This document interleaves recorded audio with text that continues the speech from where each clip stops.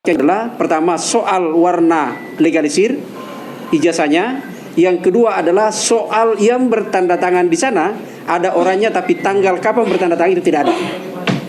Ini kemudian di cross check di UGM nanti adalah apakah benar UGM pernah melakukan legalisir dokumen ijazah atas nama Joko Widodo. Fakta persidangan UGM tidak memiliki data, tidak memiliki informasi apakah Jokowi pernah melakukan legalisir. Itu tidak ada. Yang kedua adalah yang akan di cross check juga, misalnya data dari UGM itu berkaitan dengan soal KHS dan KRS. Yang di Polda itu ada dokumen yang disita di sana, dari 505 dokumen yang disita oleh Polda Metro Jaya itu adalah misalnya hanya 8 semester. Lalu kemudian di fakta persidangan UGM menyatakan bahwa Jokowi kuliah dari lebih 4 tahun. Nggak tahu lebihnya 1 jam ke atau 2 tahun gitu ya, tanda tahu gitu. Nah, itu beberapa dokumen yang perlu kita cross check lebih jauh. Dalam hal inilah saya ingin menegaskan bahwa kerja Bonjoy sesungguhnya adalah melakukan proses audit, melakukan audit terhadap proses apakah benar Joko Widodo pernah kuliah di UGM, dan kalau itu dia pernah kuliah, apakah dia melakukan proses perkuliahan sebagaimana mestinya. Misalnya dia duduk dalam ruang kelas, berarti tentu ada absensi. Lalu kemudian kalau dia pernah ujian, berarti tentu ada daftar nilai yang keluar, dan kalau pernah KKN berarti ada laporan KKN. Dan fakta persidangan yang ada adalah nilai KKN ditemukan tapi laporan tidak ada. Itu yang kita masih ada banyak simpang siur harus kita proses, sehingga ini adalah pentingnya Bonjoy untuk melakukan proses uji dokumen-dokumen itu, karena bagi Bonjoy ada 2 hal.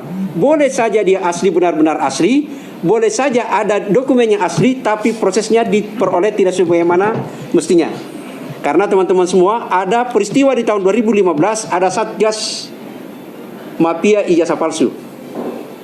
Di Pasar Pramuka ada satu mesin yang bisa mencetak dalam 1 hari 500 lembar ijazah yang dicetak itu adalah palsu, dan salah satu universitas yang dicatat namanya adalah UGM.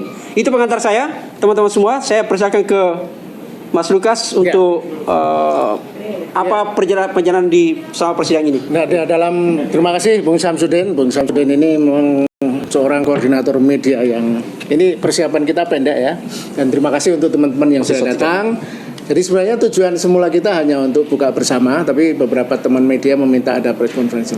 Baik, saya akan mungkin dianggap membacakan ya beberapa poin sikap Bonjoy, khususnya terkait putusan sidang terakhir dengan UGM yang juga memenangkan Bonjoy. Jadi Bonjoy kalau ibarat pertandingan bola terkait kontroversi ijazah Jokowi ini, kita sudah mengalahkan 4-11 dari 5-11, berarti 4-0. Kita tinggal menunggu grand final dengan pihak kepolisian yang mungkin akan dimulai nanti usai Lebaran ya.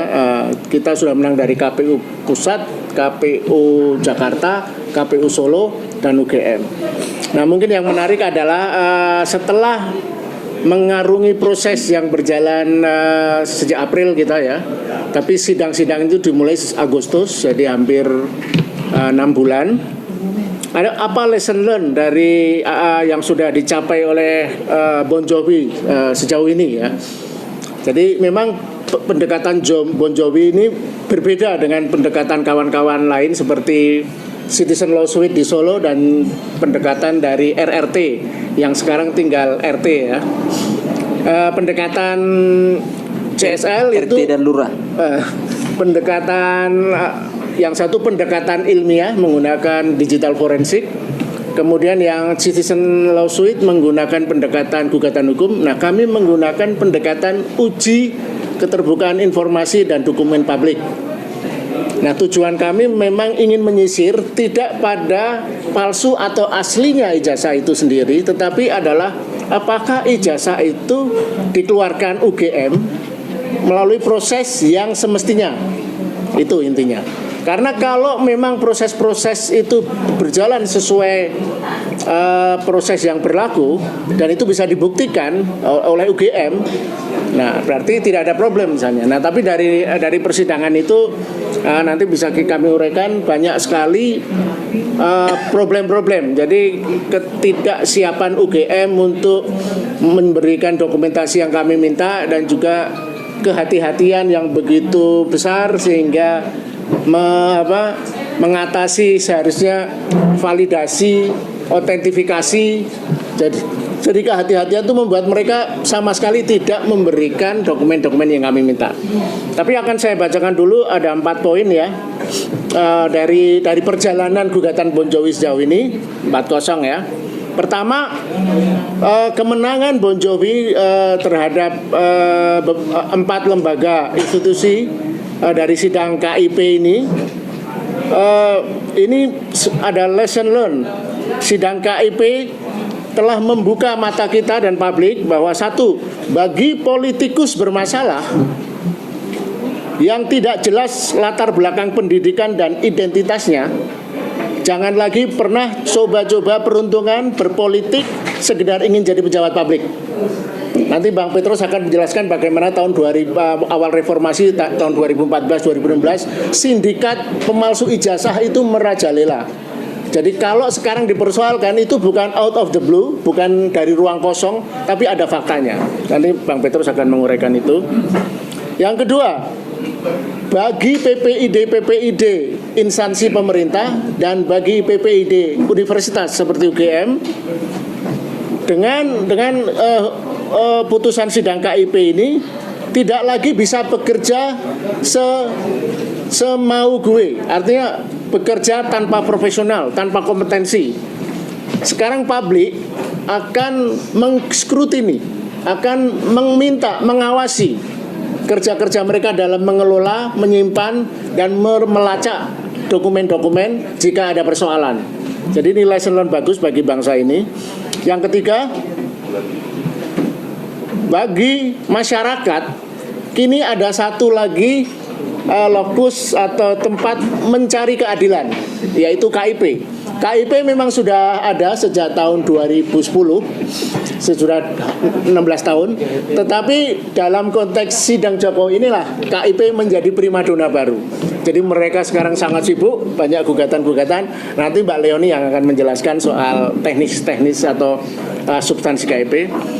Yang keempat, yang penting dari gugatan Bon Jovi ini terkait ijazah adalah bahwa kita harus menegakkan apa yang disebut perangai ilmiah.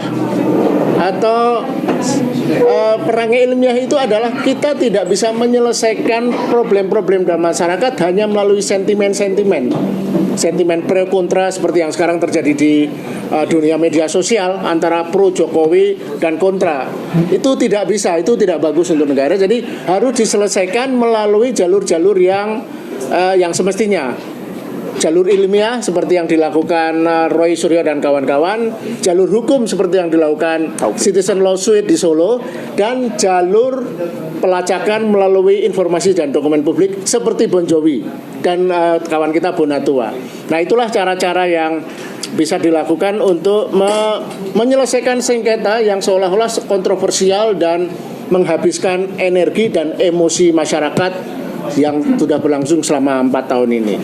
Nah, kemudian yang terakhir yang ingin saya tambahkan, kira-kira what is to be done berikutnya setelah sudah melangkah sejauh ini, sambil menunggu pertandingan dengan kepolisian RI,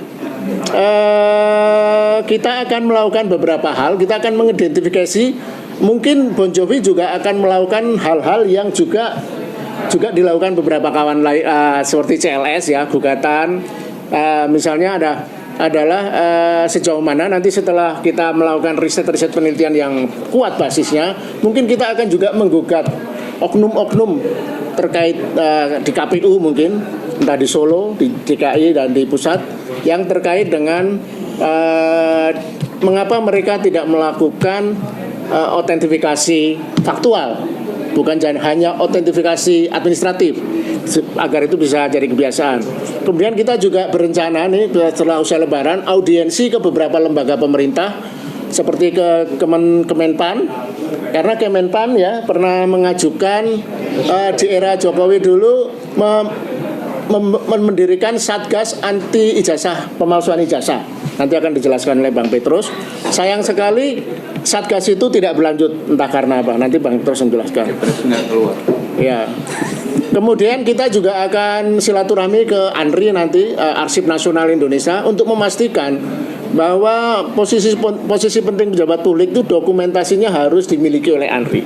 ANRI seperti kita ketahui tidak memiliki dokumen-dokumen dan informasi yang memadai bahkan terkait presiden RI.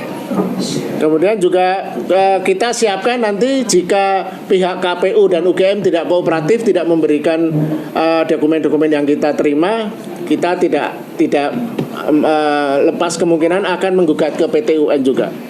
Jadi kira-kira itu, dan juga yang kami rencanakan kita akan audiensi ke partai-partai politik, karena partai-partai politik inilah lembaga garda depan untuk menyeleksi calon-calon pejabat publik yang layak. Jadi mereka jangan malah ada kesan jangan-jangan ikut membantu proses memanipulasi dokumen-dokumen itu. Itu temuan sementara kami ya. Kira-kira begitu, Mbak Leoni, mau nambahkan? Yang lain Ke Mas Petrus dulu. Mbak Petrus dulu. Satgas atas. Biar ke situ berdua. Baik, terima kasih. Saya langsung lanjutkan bahwa apa yang ditempuh Bon Jovi dengan membawa permasalahan dugaan ijazah palsu Jokowi ini ke Komisi Informasi Pusat, karena Bon Jovi melihat proses penegakan hukum melalui upaya pidana baik yang dilaporkan oleh TPUA ke Mabes Polri maupun laporan Jokowi sendiri di Polda Metro Jaya atas dugaan pencemaran nama baik, itu sebetulnya bertujuan untuk menutup-nutupi hak masyarakat mengungkap dokumen ijazah Jokowi, apakah memperolehnya dari UGM secara sah atau tidak. Karena upaya untuk menutup jalan, menutup hak masyarakat untuk mengetahui keberadaan dan kebenaran ijazah itu, kita lihat dari sikap Jokowi sendiri yang tidak mau terbuka. Kemudian badan-badan publik seperti sudah dibawa ke KIP seperti KPU Surakarta, KPU DKI, KPU Pusat, UGM sendiri, bahkan Polda Metro Jaya, semua sikapnya sama, mengunci ini semua. Nah, karena mereka semua mengunci, maka Bon Jovi berpikir ini harus dibongkar pada bagian hulunya, yaitu meminta puluhan dokumen pada Fakultas Kehutanan UGM, mulai dari saat Jokowi mendaftar, pada saat masa dia kuliah di semester 1, semester 2, semester 3, sampai dia KKN, bahkan sampai dia mendapatkan ijazah